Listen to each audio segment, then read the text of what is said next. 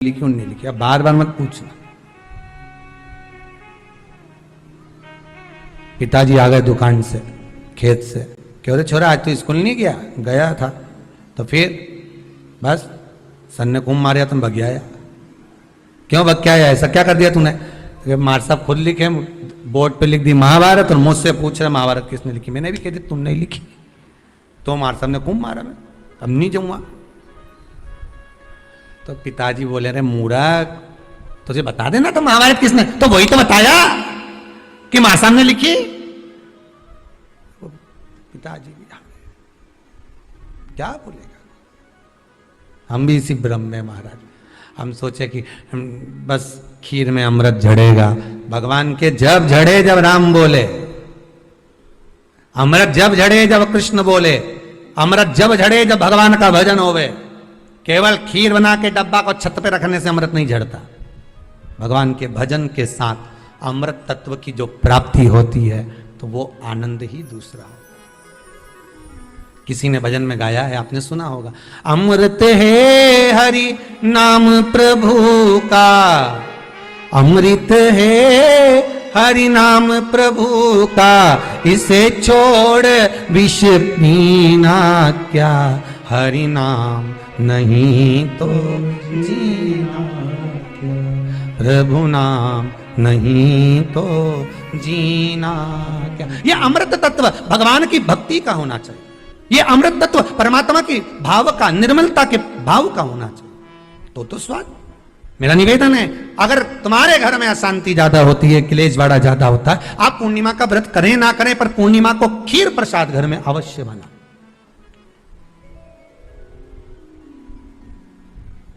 12 महीने की पूर्णिमा करके देखने में क्या जा रहा है?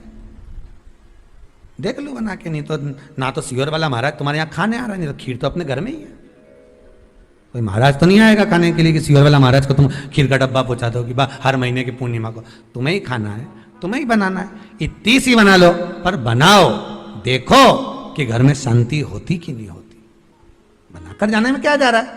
नहीं तो खीर तो है ही सरी। अगर शांति नहीं हुई तो खीर तो है, खा ही लेना। पर बना के देखने में कुछ जा रहा है क्या? बनाओ।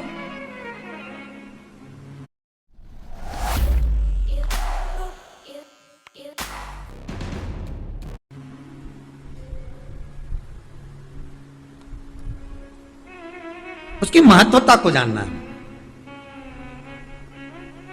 ये जो हवन में, यज्ञ में खीर की जो आहुतियां छूटती हैं, ये इसका महत्व बहुत है महाराज।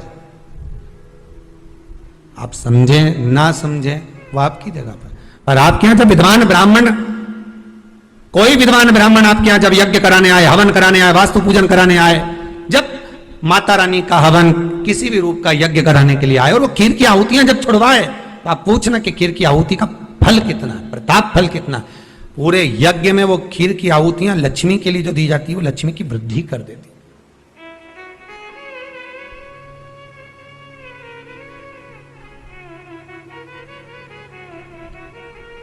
उसका महत्व कितना बढ़ जाता है, उसका महत्व कितना प्रबल हो जाता है। खीर क्या होती है? बनाइए एक बार।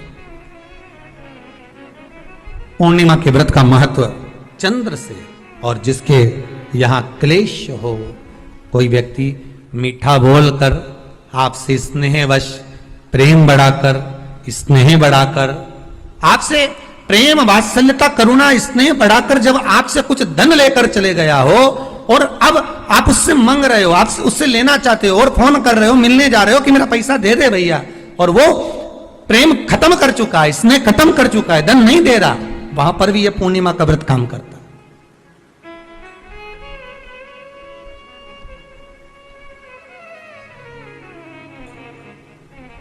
वहां पर भी पूर्णिमा का व्रत काम करता है। कहा व्रत करने वाला व्यक्ति जो पूर्णिमा का व्रत करता है, चावल का, अक्षत का, श्वेत वस्त्र में, सफेद कपड़े में अक्षत रखकर, जो जिससे धन लेना है, प्रेम वश लेकर गया है, स्नेह वश लेकर गया है और नहीं दे रहा है, उसका स्मरण कर कर ब्राह्मण देव को दे देने पर भी महाराज चंद्र की दशा सुधर कर लक्ष्मी का भाव वापिस प्राप्त हो जाता है। पुनः वापिस। चंद्र से शिव भी जुड़े हैं, चंद्र से नारायण भी जुड़े हुए हैं। महाराज देवर्षि नारद का आगमन हुआ, नारद जी ने पूछा क्या बात है चंद्र, तुमने मुझे याद क्यों किया, कारण क्या है वो तो बताओ। चंद्र का कहना मेरी काया का रोग हो गया, मेरी काया गिर रही है नीचे, टपक टपक कर गिर रही है, मेरी काया का रोग है, मुझे क्या करा जाए। तो कहा एक काम करो, देवर्षि नारद बोले शंकर का स्मरण करो।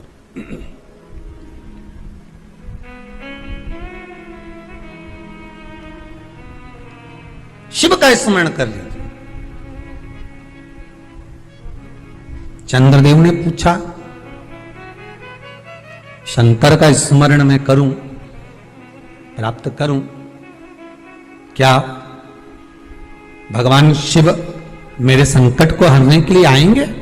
क्यों नहीं। चंद्र के मन में थोड़ा संशय है, क्या शिव आएंगे मेरा संशय हरने के लिए? हाँ, क्यों नहीं आएंगे।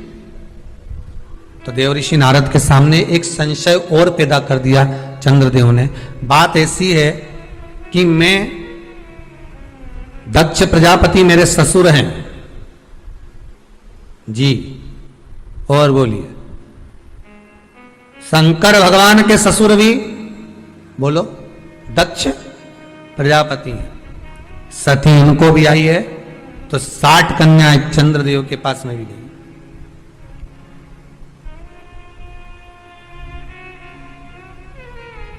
उसमें रोहिणी से अधिक प्रेम है उनको, अधिक। ये मेरे साधु भाई हैं, ये मेरे रिश्तेदार हैं। क्या एक रिश्तेदार दूसरे रिश्तेदार का रोग मिटा सकता है कि रोग बढ़ा सकता है? चंद्र के मन का संशय देखिए। फिर वही वाली बात आ गई, व्यक्ति शरीर से गलती नहीं करता, मन से बहुत गलतियां कर जाता। आप किसी व्यक्ति से कभी मत झगड़ो, लड़ाई मत करो किसी व्यक्ति से, किसी व्यक्ति से लड़ाई मत करो आप, और अंदर से लड़ाई करो, मन की मन सोचते रहो उसका ऐसा हो जाए। एक कथा थी ना, एक चंदन का व्यापारी चंदन बेचने के लिए आया, राजा के महल में आ गया। राजा के महल में आकर कहा महाराज चंदन ले लो। राजा सोच में पड़ गया। थोड़ी देर तक सोच में पड़ने के बाद राजा ने अपने मंत्रियों से कहा ले जाओ इसको जेल में डाल दो जो चंदन बेचने आया है। मुनि मंत्री की चित्तवृत्ति में पड़ा, ये राजा कभी किसी को जेल में नहीं डालता, पहली बार चंदन बेचने वाला आया और इसको जेल में डाल रहा। दिन ये सुहाना, आखिर ये चंदन बेचने वाले ने गलती क्या करी है? राजा ने दूतों को बुला लिया, इसको पकड़ के जेल में डालो। उसको जेल में ले जाकर पटक दिया। सुहाना अम्बे मैया को घर पे है, डाल दो इसको जेल के अंदर। भक्त कहे मैया। मंत्री ने अपने राजा को समझाया, स्वामी सरकार दयालु दातार, ये इसने कुछ करा नहीं है, इसको छोड़ दो। मंत्री का कहना माना, उसको छोड़ दिया, नगर से बाहर रहेगा ये, बाहर निकल उसको, आशीष बरसाएगी जरूर, नगर के बाहर जाकर रहेगा ये, न जरा तुम घबराना, अकंदीप तुम ही है जलाना। आखिर राजा का इसने बिगाड़ा क्या था जो राजा ने इसको बाहर निकाल दिया, इसको जेल में डाल दिया? हुआ क्या था? अकंदीप तुम ही है जलाना, नवरात्रि का दिन ये सुहाना, अम्बे मैया को हमें चंदन के व्यापारी से कहा सुनो जरा, राजा रोज जो भोजन करते हैं ना, उनका भोजन चंदन की लकड़ी में बनना चाहिए। आशीष काम करा करो, जरूर 2 कुंटल चंदन प्रतिदिन राजा के महल में पहुंचाया करो, तुम्हारा धन 2 कुंटल चंदन पहुंचाना मत भूलना, भेजते रहना। हाँ बिल्कुल भेजूंगा, रोज भेजना, प्रतिदिन। एक दिन राजा ने कहा जाओ चंदन के व्यापारी को लेकर आओ, उसका हमें सम्मान करना। राजा ने अपने हीरे की माला निकालकर चंदन व्यापारी के गले में डाला। उन्हें लाल चुनर तुम ओढ़ाना, एक बार जेल में डाल दिया, दूसरी बार माला डाल दी। आखिर हुआ क्या? चंदन व्यापारी के पास में मंत्री ने जाकर पूछा कि पहली बार जब तू आया था तो राजा ने तुझे जेल में डाल दिया था, तू क्या सोचकर आया था, बता दे, सत्य बताना। तो उसने कहा बात ऐसी है, जब मैंने राजा को देखा, देखकर मन में सोचा कि मेरे पास में इतना सारा चंदन रखा है, बिक नहीं रहा, अगर ये राजा मर जाए या इसमें आग लगेगी, मरने के बाद इसकी अर्थी जलेगी, चिता जलेगी, तो मेरा पूरा चंदन बिक जाएगा। ना जरा तुम घबराना, गलत सोचा था उन्हें तो फूलों वो के बोला नहीं गया, पर कुंडल मन से सोच लिया था, इसलिए मन वाले को मिल भी गया। आप नवरात्रि मत लड़ो का किसी दिन से, ये हृदय से सोच लो कि सुहाना। तुम्हें इससे बहुत जलन है, ऐसा है वैसा है, मन में सोच लो उस व्यक्ति की, और तुम्हारे बीच में अपने आप बैर उत्पन्न हो जाएगा, अपने आप लड़ाई उत्पन्न हो जाएगी। भले तुमने उसका कुछ नहीं बिगाड़ा, उसने तुम्हारा कुछ नहीं बिगाड़ा, पर अंदर से जो तुमने सोच लिया तो बैर उत्पन्न हो गया, विवाद उत्पन्न हो गया, लड़ाई हो गई। फिर मंत्री ने पूछा, अब क्या बात है? राजा ने तुझे माला पहनाई, आखिर तूने क्या सोचा था? अब मैंने भगवान से प्रार्थना करी थी, इतना अच्छा राजा है, चंदन में रोज भोजन करता है, चंदन की लकड़ी जलाकर और भोजन बनवाता है, भगवान इसको